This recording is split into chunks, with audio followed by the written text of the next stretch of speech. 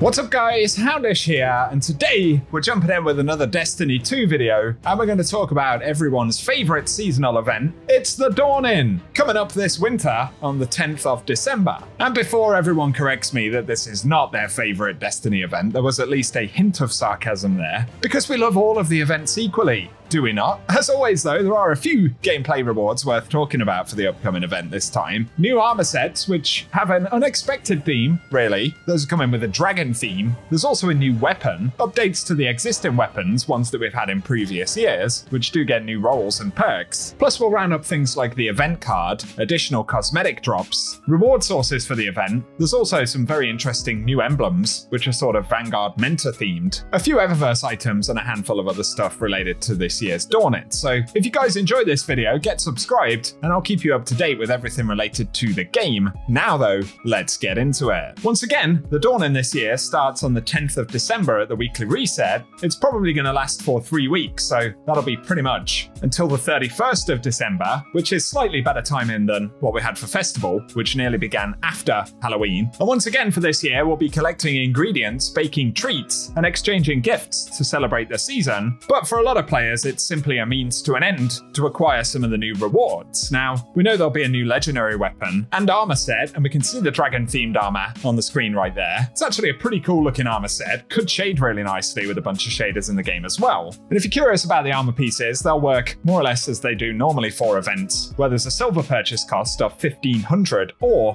we can get those sets for 6,000 bright dust. So there is at least the option, but the bright dust cost, as always, is fairly high. There'll also be a Dawning event card. We can see some of the unique items associated with that on the screen. Generally, they're cosmetics, so there's an exotic emote, Sparrow, and a new shader. But otherwise, the Eververse store will be populated with a bunch of Dawning themed items, so we can see some new ones for the year right here. And in terms of how we get them, there's a mixture of Eververse silver exclusive purchases, some which are available for bright dust as well, and then the event card specific items. And I'll do my best to round up all of the details associated with the bright dust versus silver costs for Dawning this year. Another cosmetic set of things though, we don't know exactly how we'll get these yet, but there's an emblem for each of the Vanguard mentors, and the source simply says that it's earned during the Dawning seasonal event, so possibly by giving gifts to these specific vendors, I'm not sure, but there's the confectionery commander. Each of these also has an icon with the face for the specific vendor. There's the Epicurean extraordinaire for Ikora, and I'd almost forgotten that Crow was the Hunter Vanguard now. There's the handcrafted Hunter there as well. So some additional cosmetic items that will be dropping for this year's event. Plus the title for the Dawning will once again be earnable. And moving away from that stuff, of course, a new weapon. So this time around, the new weapon is the Mistral Lift. And this is a Void Adaptive Burst linear fusion rifle. So it'll fire a 3-round burst, coming with a modified linear fusion rifle model right there with some Dawning icons around it. But in terms of the perks, trait slot 1 can get Withering Gaze, as well as Envious Arsenal, Clown Cartridge, Envious Assassin, Keep Away, then there is Moving Target, and Reconstruction. The second slot though can get Bait and Switch, High Ground, Firing Line, we have Precision Instrument as well as Frenzy, High Impact Reserves, and Vorpal Weapon as well. Keep in mind these will come with Dawning Surprise, the Dawning Origin trait, where defeating targets awards a Dawning gift, and powerful targets count as more than one. Plus it has Viced Stinger, being a Viced Foundry weapon, and damaging an enemy with the weapon has a small chance to reload the magazine and increase movement speed while aiming down sights, and bows receive faster draw speed and swords receive faster charge rate when the perk is active. So there's some interesting roles on this one. Withering Gaze is a new one this season. This is the only linear fusion rifle that can get it as far as I'm aware. And aiming the weapon for a short period of time without firing will grant the ability to weaken the next target. The timer will reset after firing or when you stop aiming down sights. So being able to apply weaken is interesting on the weapon. There's also Envious Arsenal, where dealing damage with both other weapons before readying this will reload it from reserves, although it also has Clown Cartridge and Envious Assassin if you're looking for higher magazines. And Reconstruction, which is going to do a variation of that as well. So lots of large magazines available for this. And they can pair up with Bait and Switch, which is a decent bonus, especially when you're sort of on the move. So if you're using this for something like Grandmasters, it could be a fairly decent perk. High Ground is interesting as well. That can grant up to a 25% damage bonus. Or there's Firing Line, great for DPS environments, that's a 20% damage increase. Plus you've got Precision Instrument and Vorpal Weapon as damage bonuses too, so nice to have an adaptive burst linear back, and let us know what roles you'll be going after on this thing in the comment section. We're also going to see the return of the Albedo Wing though. This is the glaive that we got for Dawning last year. We'll do a quick overview of some perks on these. So trait slot 1 can now get Grave Robber,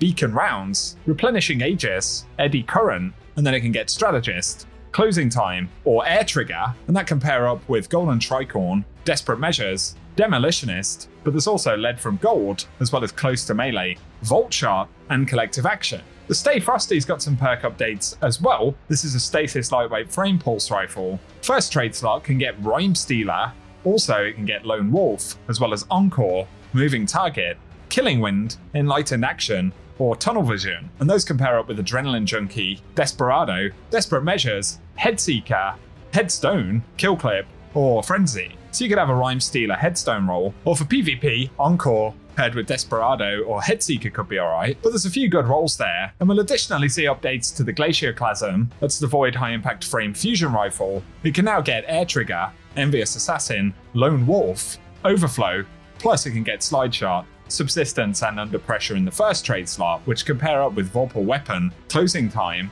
Desperate Measures, Withering Gaze, Controlled Burst, or High Impact Reserves and Reservoir Burst. So there's some nice ones there, but Avalanche is a solar adaptive frame machine gun. This can get Autoloading Holster, Subsistence, Dynamic Sway Reduction, Rewind Rounds, then it can get Closing Time, Dragonfly, or Heel Clip, and those can pair up with Incandescent, Vorpal Weapon, Cascade Point, Firing Line, Golden Tricorn, or Collective Action. So some interesting ones again. Cascade Point on a machine gun could be quite cool. Finally though, there's Zephyr, which is the status adaptive frame sword. That's got pretty similar bonuses to last year, but we see the addition of perks like Strategist and Rhyme Stealer in the first trade slot, and in the second trade slot it's still got Cold Steel, which could pair okay with Rhyme Stealer. Plus there's One for All, Chain Reaction, and Surrounded, depending on what you want to do with the weapon specifically. So a bunch of these have had some reasonably good updates this year, or at least a couple of new roles to keep them interesting. So let us know if any stand out, and if there's some that you fancy going after. But for today, that's a preview of the Dawning for the year. So most of these seasonal events are operating more or less the same way every time they return. So we're kind of focusing on rewards specifically more than anything, as that's what most players are interested in. I do wonder if we'll get sort of mechanic or gameplay updates for these in the future, but that's a separate conversation, I suppose. So for now, give us your thoughts in the comments section, and if you've enjoyed the video, a rating really does help us out as well.